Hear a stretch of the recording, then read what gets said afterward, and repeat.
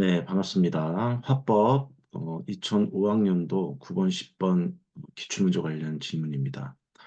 9번 나의 글쓰기 특성과 10번 문제를 서술할 때 의사소통 원리인 협력의 원리에 따라 경률을 들었어야 하는지 아니면 지문 속 내용을 가져와 풀었어야 하는지 질문드립니다. 만약 경률을 사용한다면 가 지문 속에서 어떤 경률들을 발전할 수 있는지 짚어줄 수 있을까요? 예, 지금 질문이 첫 번째는 경률로 써야 하는가? 그다음에 지문 속 내용을 가져와 풀었어야 하는가 이런 그 질문이고요. 그다음에 만약에 경률을 사용한다면 어떤 경률로 발표할 수 있느냐. 일단 이 문제는 좀 명확성이 조금 떨어집니다. 그 질문해 주신 대로 경률로 써야 할지 풀었어야 할지가 명확하지 않아서 사실은 좀 두 가지가 다 통용될 수 있을 것 같은데요. 먼저 그 나의 특성을 설명하라고 했을 때 선조가 삼홍조에게 보냈던 아마 그 편지 글인 것 같아요.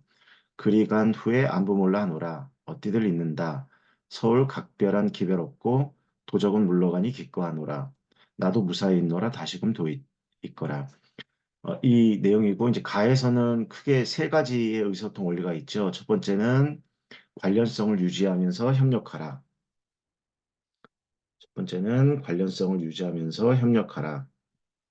네, 두 번째는 공손한 태도, 줄여 쓰겠습니다. 세 번째는 최적의 거리 유지.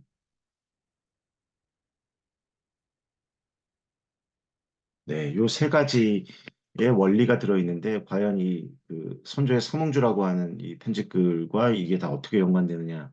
이거 사실 명확하지는 않은데요. 일단 먼저 글쓰기의 특성 첫 번째는 협력하여 말하기와 관련돼 있다고 볼 수 있어요. 그러니까 선조와 삼옹주, 세 명의 옹주가 모두 어떤 동일한 공유하고 있는 어떤 일들을 겪고 있는 것 같죠. 아마도 이제 임진왜란인 것 같긴 한데요. 그래서 협력하여 말하기의 원리를 잘 어, 이렇게 사용하고 있다. 그죠? 또 내용은 이제 현재 헤어져 있는 딸의 안부를 묻고 자신의 무사함을 이렇게 서로 공유하고 있는. 그래서 관련성을 유지하며 협력하여 말하고 있다. 이렇게 볼 수 있겠고요. 또 이제 가해 있는 내용 두 번째 공손한 태도로 본다면 어, 그 그러니까 공주를 하대하지 않고 인격적으로 존중하고 대우하려는 태도, 즉 반말을 사용하지 않고 딸의 인격을 존중하는 표현을 사용하고 있다. 이렇게 공손한 태도를 또 가지고 있다. 세 번째 이제 최적의 거리 유지도 임금으로서의 자신의 품위를 유지하면서, 즉 독립성을 유지하면서 그리고 딸에 대한 각별한 걱정과 애정을 또 표현하고 있죠. 그래서 이 부분은 연관성, 그래서 독립성과 연관성을 확보하면서 최적 거리를 유지하고 있다. 이 부분은 이제 지문 속의 내용을 가져와 풀어 쓴 거라고 볼 수 있고요. 그다음에 경률로 써야 하느냐라고 했을 때는 약간 애매함이 있습니다. 이건 뭐 정확하게 그렇다고 보기는 어려운데 협력하여 말하기 그 협력의 원리죠. 이 경우에는 이제 관련성의 경률을 썼다고 볼 수 있고요. 공손한 태도라는 건 글쎄요, 상대의 부담을 좀 줄여주고 있기 때문에 이런 게 경률을 썼다고 볼 수도 있지만 좀 약합니다. 그러니까 경률로 써야 하는가에 대한 부분은 조금 약하다. 그보다는 가의 내용을 좀 풀어 쓰는 것이 더 좋을 것 같다는 생각이 듭니다. 그다음에 10번 문제도 마찬가지인데요. 다의 대화를 가에서 설명하는 의사통 원리를 참조하여 구체적으로 설명하시오. 다의 내용을 본 정석이 야 창문 닫아. 그러니까 영규가 좀 춥지 않니라고 말하면 안 되니 말을 해뒀고 그 서로 소통이 잘 안 된 것으로 보입니다. 일단은 이 경우는 공손하지 않은 태도라고 또 볼 수 있겠죠. 상대에게 이렇게 명령조로 그래서 부담을 주면서 그렇죠? 직접적 표현을 사용하고 있습니다. 또 다른 쪽으로 본다면 최적의 거리를 유지하는 것도 또 문제가 있다고 보여요. 그렇죠? 그래서 좀 직접적인 역시 우회적인 표현이 아니라 너무 직접적인 명령적인 직접적인 표현을 사용하고 있다. 그래서 꼭 경률로 보다는 풀었어도 될 것 같아요. 부담을 주는 직접적인 표현을 씀으로써 공손한 태도를 보이지 못하고 있고 그 다음에 상대에게 또 같은 개념이에요. 또 직접적 표현을 사용함으로써 최적의 거리 유지의 원리를 또 위반하고 있다. 이 경우에 이제 그 공손성의 원리와 그 최적의 거리 유지의 원리가 특히 공손성의 원리 중 요령의 태도, 요령의 경륜하고 최적의 거리 유지는 서로 다른 이론가들이 만드는 개념들이에요. 근데 요령의 경률과 최적의 거리 유지의 그런 방식이 유사합니다. 상대에게 부담을 주지 말고 또 간접적이고 우회적인 표현을 사용하라. 그래서 이 경우도 뭐 경률을 직접적으로 쓴다기보다는 상대에게 부담을 주고 직접적 표현을 사용함으로써 공손성의 어떤 공손하지 못한 태도, 그다음에 최저거리 유지를 하지 못하는 것으로 보인다. 이렇게 정리하면 좋을 것 같습니다. 네, 다음 문제를 보면 이번에는 2006학년도 문제입니다. 철수가 보완해야 할 점을 스터디원과 논의해 보았는데 여러 가지 의견이 나와서 보완점을 두 가지로 추리지 못했습니다. 어떤 부분을 들어 보완점 1, 2로 서술해야 하는지 질문드립니다. 핵심만 말씀드리면요. 철수가 보완해야 할 점만 따로 찾으시면 안 될 것 같고요. 철수가 사용한 말하기 전략, 그렇죠? 말하기 전략이 두 가지가 나옵니다. 그래서 연결되어 있는 문제라고 보시면 돼요. 철수가 사용한 전략은 무엇이고 그 전략에서 사실은 좀 더 구체적으로 문제를 냈어야 하는데 그 두 가지 전략이 잘했는데 또 보완해야 할 점이 있습니다. 자, 어떤 것이냐? 일단 철수가 사용한 말하기 전략은 첫 번째, 일단 전략입니다. 첫 번째는 보조 자료를 활용하고 있다는 것입니다. 보조 자료. 내용을 이제 파악해 보시면 책을 직접 보여주어서 책을 직접 보여주고 있죠. 보조 자료로. 분량, 글씨 크기, 삽화 이런 거를 토대로 되게 청중의 관심과 흥미를 또 유발했고요. 그다음에 신문에 또 새 책 소개란에 이 책이 소개된 적이 있다고 말했습니다. 이게 이제 보조자를 활용했고 이제 방금 설명드린 게 이제 근거가 되겠죠. 이 부분은 잘한 부분이라고 볼 수 있습니다. 두 번째는 전략 두 번째는 책을 읽고 느낀 감동과 깨달음을 전달하고 있다. 그 근거는 가난한 달동네 사람들이 서로 이렇게 막 도우면서 희망을 잃지 않고 살아가는 모습에 감동했고, 그래서 또 주위에 어려운 사람을 다시 생각해 보게 되고, 그래서 자신의 행복을 깨닫게 되었다는 구체적인 내용이 들어 있습니다. 이 부분은 두 가지 전략을 사용해서 좀 잘 된 부분이라고 볼 수 있죠. 요것과 연관해서 보완점이 두 가지가 나온다고 볼 수 있어요. 네. 자, 첫 번째는 뭐냐 하면, 그, 보조 자료를 잘 활용했는데, 그죠? 특히나 이제, 그러니까 이제 책, 책도 직접 보여주고, 신문 기사에 들어있는 책 사진을 이렇게 보여줬어요.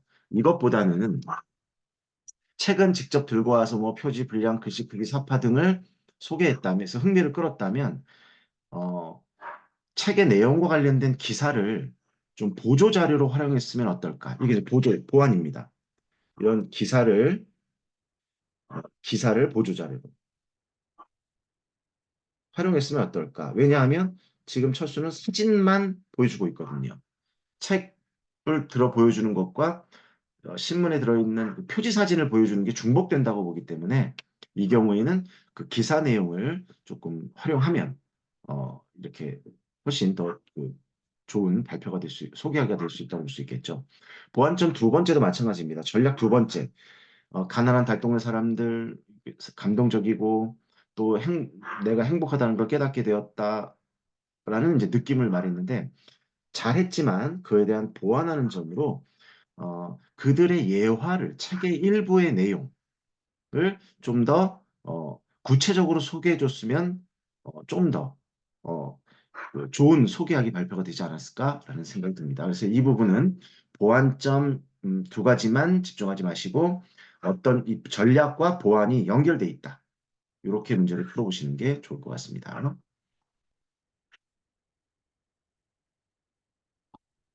다음은 2007학년도 1번 문제입니다. 연설의 방법이 잘 드러나는 부분을 지문 속에 찾아 써보았지만 이를 연설하기에 교수 학습 내용으로 연결지어 제시하는 것에 어려움을 느꼈습니다. 대부분 사용된 방법의 효과와 장점을 중심으로 서술했는데 명확하게 알려주시면 됩니다. 핵심만 말씀드리면요. 이 문제 발문을 보면 다음은 도산 안창호의 상해교포 신년 축하의 연설문 1920년 1월 3일. 이 부분도 왜 줬을까? 안창호 상해교포니까 우리나라에 있지 않겠죠? 신년 축하인데 하필이면 1920년 1월 3일입니다.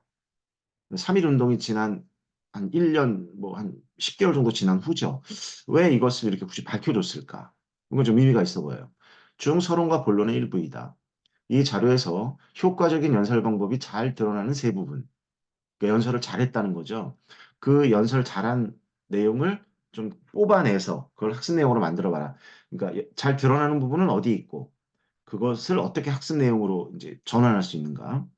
이를 활용하여 연설하기 교수 학습 내용을 제시하시오.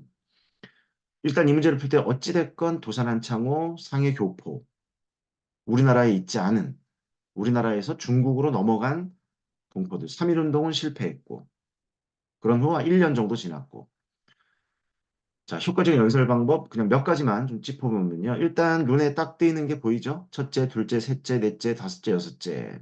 아래쪽으로 내려오면 네 번째 문단 하나, 둘, 셋, 네 번째 문단. 그러므로 그다음에 마지막 문단 이제부터. 그래서 첫 번째는 이런 게 이해가 되겠죠? 드러나는 부분이다라고 밝히고 담화 표지를 사용해서 핵심 메시지를 명확하게 전달했다라고 볼 수 있습니다. 첫 번째. 그러니까 이런 내용을 뽑아서 학생들에게 가르친다면, 그죠? 담화 표지를 잘 사용하면 핵심 메시지를 이렇게 잘 전달할 수 있어. 그런 예는 첫째, 둘째, 셋째야. 그러므로야, 이제부터야라고 학습 내용으로 전달하면 좋겠죠.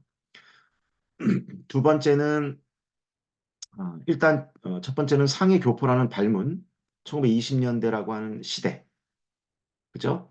그 다음에 그 두 번째 문단부터 나오죠. 뭐 황제가 있습니까? 그동안은 한 명이었지만 지금은 당신들이 모두 황제다라는 결국은 핵심이에요. 두 번째 문단, 세 번째 문단 핵심 내용이 예전에는 황제가 한 명이었지만 이제는 당신들 모두가 황제예요. 그다음에 정부에서 일하는 사람들은 당신의 노복이요, 종이다 이렇게 말하고 있어요. 자, 상해로 이주해간 동포들, 3.1운동은 실패했고 일제 시대이고 그죠? 그런 어떤 패배감과 열패감에 또 그런 실망감을 가지고 있던 동포들에게 이런 어떤 그 설득의 메시지를 전달할 때 당신들이 모두 주인이다.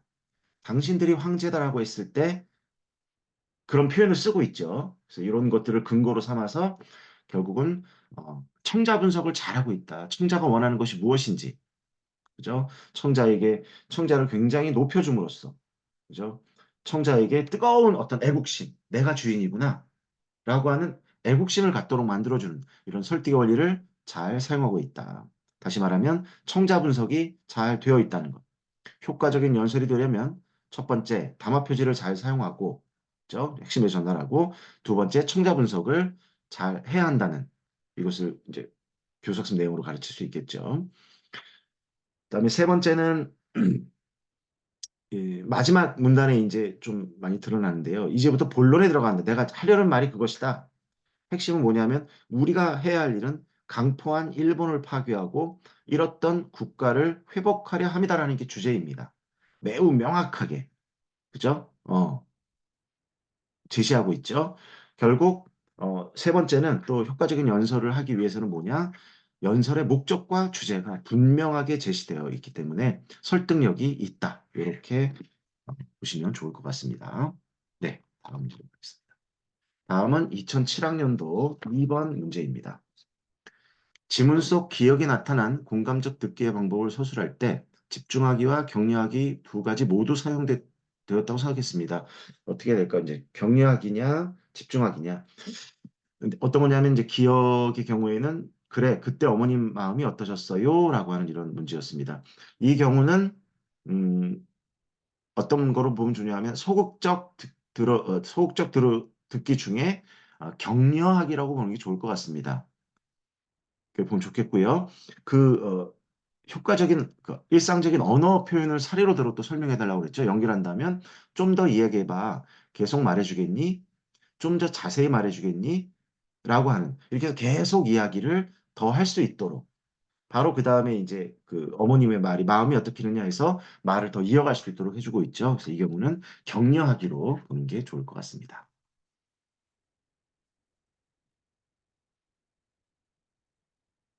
문제는 2008학년도 1번 문제입니다. 다음은 비언어적 언어 표현의 기능을 서술하는 문제입니다. 지문 속 사례에 니은과 디귿에 대한 질문입니다. 지문 문맥상 관습적 표현으로서 가능하다고 볼 수 있을까요? 라고 질문했는데요. 여기서는 이렇게 보셔야 될 것 같아요. 그냥 간단하게 정리하면, 니은과 디귿은 손가락 셋을 펴보였다. 그 다음에 디귿은 손을 흔들었다. 이거는 말로 하지 않고 행동으로 보여주고 있다는 것으로 보아서 우리가 이런 것을 대체라고 이런 용어를 사용합니다. 대체. 말을 하지 않고 언어적으로 사용하지 않고 비언어적인 어, 동작을 통해서 사용했기 때문에 대신하는 표현 또는 대체의 표현이다라고 보시면 되겠고요. 반면에 이제 기억, 작은 손에 힘을 주었다. 근데 여기에는 언어적 표현이 위에 있어요. 내일 시험을 잘 볼 거야. 걱정 마라는 언어적 표현에 작은 손에 힘을 주었기 때문에 이 경우는 우리가 요거 니은과 디귿이라고 보면 되겠고요. 이런 경우는 보강 또는 강조라고 볼 수 있습니다. 기억과 비읍은 말의 언어적 표현을 더 보강해주는 더 강조해주는 그런 표현이라고 보면 좋을 것 같고요. 리을과 우리 미음이죠. 리을과 미음. 초조하게 시계를 들여다보며 괜찮아 얘기해봐. 그다음에 내 얼굴은 보지도 않고 그래 반갑다. 이것도 언어적 표현과 비교해서 봐야 돼요. 언어적 표현과 비교해 보면 바로 모순되는 행동을 하고 있다. 그래서 정리하면 되겠고요. 미음 디귿은 대체라는 그런 표현으로 이해해 주시면 좋겠습니다. 다음 2008학년도 3번 지문입니다. 지문 속 진우가 제시한 근거의 문제점을 신뢰성, 타당성, 공정성에 입각하여 서술할 수 있는가에 대한 질문이셨습니다. 이 문제는 이제 그렇게 보기보다는 좀 미흡한 부분이죠. 근거를 들었는데 이렇게 보시면 좋을 것 같아요. 제시문을 보면 그 세 번째 줄 인터넷 아니 일단 첫 번째 인터넷 종량제가 청소년들의 인터넷 게임 중독을 막을 수 있다는 주장에 대해 제 생각을 말씀드리겠습니다. 인터넷 종량제가 실시되면 게임에 빠져 사는 청소년들이 요금 때문에 게임을 자제할 것이라고들 주장합니다. 하나, 1번. 첫 번째죠. 그다음에 더 나아가 이런 친구들을 독서와 같은 건전한 여가 활동으로 이끌 수 있을 것이라고도 합니다. 요게 2번이 될 거예요. 상대의 주장이죠. 과연 그럴까요? 그러고 저는 이 문제에 대해 두 가지 쟁점을 들어 반박해 보겠습니다라고 말했어요. 그러니까 이제 말의 표현이 이 두 가지에 대해서 반박해 보겠다라고 하는 것으로 이해를 좀 해보면 어떨까 합니다. 그렇게 본다면 첫 번째는 인터넷 게임은 청소년들에게 매우 매력적이어서 사용 요금이 오른다고 해서 인터넷 게임 시간을 쉽게 줄이기는 어렵습니다. 여러분 생각해 보세요. 인터넷 게임을 하면 시간이 얼마나 빨리 흘러갑니까? 더구나 요금은 부모님이 부담하는 경우가 많지 않습니까? 그런 인터넷 종량제로 청소년 인터넷 게임을 줄이기는 어렵습니다라는 이 반박이 바로 첫 번째, 아까 요금 때문에 게임을 자제할 거라는 주장에 대한 반박이 되는 거예요.